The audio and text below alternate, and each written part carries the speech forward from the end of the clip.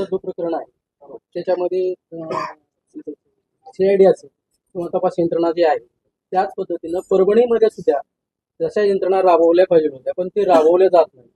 त्याच्याकडे कसं बघताय? असे बीडमध्ये पोलीस यंत्रणा राबलीच नाही. तुमची माहिती चुकीची आहे. जी पद्धत परभणीमध्ये होती ती परभणीत ऍटलिस्ट आम्ही असणारं जाऊन तिथल्या असणारं बदलू शकतो आणि तिला असणारं उलटी दिशा देऊन तिला असणारं सरळ मार्गावरती त्या ठिकाणी आणलं. लातूरमधलं सुद्धा असणारं जे आहे ते आता एसपीशी मी टेलिफोनवरती सुद्धा बोलत होतो आणि आज प्रत्यक्षात असणारं आहे.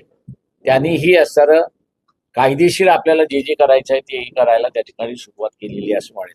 पण ऍडमिनिस्ट्रेशन कितीही हे करायला लागलं तरी माझ्या अंदाजानं स्टेक होल्डरशी तुम्ही जोपर्यंत बैठक बोलवत नाही तोपर्यंत महाराष्ट्रामधलं हे जे समाजामधलं तेढ वाढत चाललेली आहे तिला थांबवता येणार नाही अशी परिस्थिती आहे.